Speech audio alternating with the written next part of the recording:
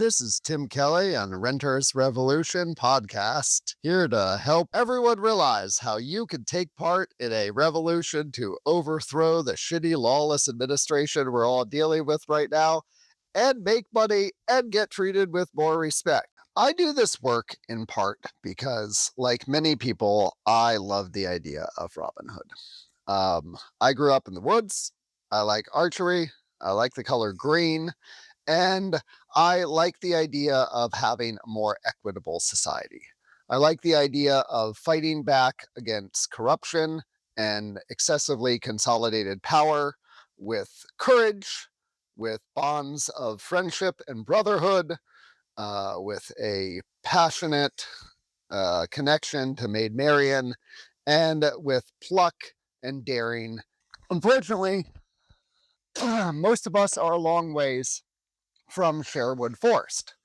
So that dream for many children sort of peters out as we experience the rough reality that we're all living in late stage capitalism.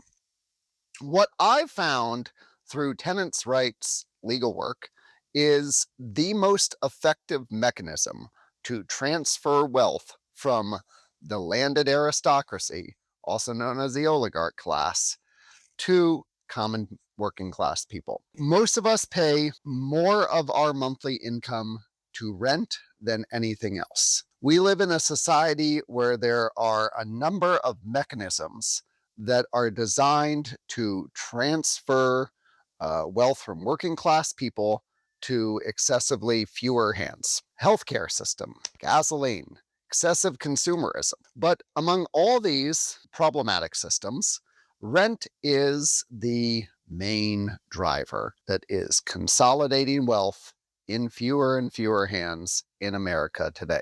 And here's the beautiful thing, ladies and gentlemen, it doesn't need to be like that in the future. We do not need to accept a world where there is more wealth and power in fewer hands with each passing week. The fact that that trend line has been going for a while does not mean it is destined to continue. We, the people, are the ultimate source of power in this country. And this is a mechanism by which we can invert that trend, where we can shift power and wealth from the concentration, where it currently is, back to the people, where it belongs.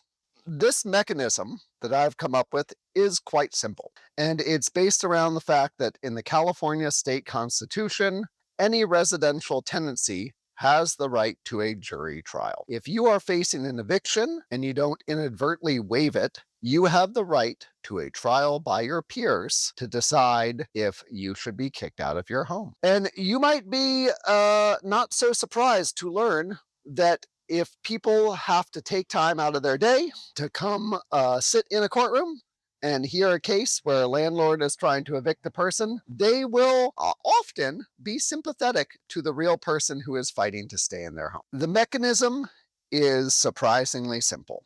And this is something we use to organize a rent strike in San Francisco against Veritas. Veritas was the biggest residential landlord in San Francisco. Their business model was simple.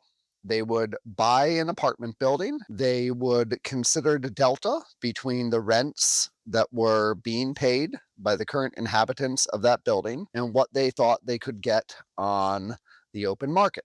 And then they would embark on their goal to drive out as many long-term tenants as possible. San Francisco, like many cities, has a rent ordinance, which provides rent control and certain tenant protections to residents of San Francisco, on top of the tenant rights that are under state law. San Francisco also has some of the most expensive real estate in the nation. So the combination of these two things means that if you lived in an apartment in San Francisco for 20 years, you were usually paying way below market rate for that apartment. Is what we call rent control. It's an important system to allow people to stay in their homes, even if the neighborhood that they're in becomes more expensive and prices and rents go up. So what Veritas would do and what they're still doing, though not as extensively, is they would buy a building and then try to drive all the long-term tenants from the building. They would do this in a variety of methods. They would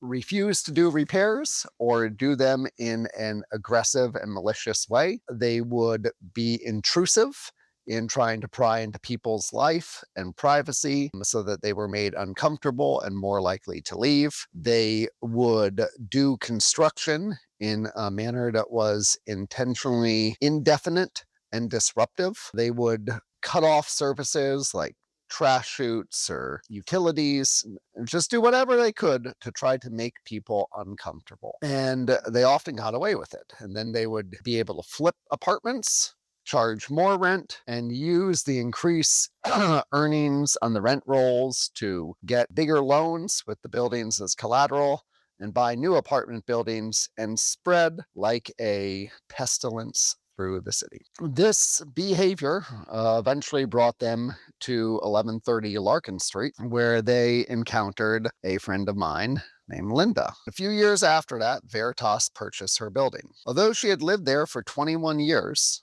they found a loophole by which they could designate, or they claimed they could designate, her as a unauthorized subtenant. Didn't matter to Veritas that the woman that Linda was arguably a subtenant under had actually left the country 21 years earlier. Didn't matter to Veritas that Linda had been diligently paying the rent directly to Veritas for over 2 decades. They saw an avenue to drive her from the building, and they pursued it aggressively. This was another common trick. They would take any pretense to try to start an eviction against tenants. They know that most people are scared of court. Most people are terrified of the thought of being evicted, thrown out on the street by the police. It brings up primal fears of being cast out or being rejected by society. The truth in modern times is not that. For anyone watching this, you should feel free to shed that fear that many of us have. You do not need to be afraid of an eviction. It is a technical process that can happen, but if you know your rights, if you have representation, you can protect yourself against it and make it very unlikely that it will happen. And I should just emphasize, it is not a death sentence if it happens. It is a major inconvenience, but part of what makes human beings so successful in the first place is our ability to move and adapt. So do not fear evictions, and definitely don't let that fear cause you to give up your rights. All tenants in this country have rights.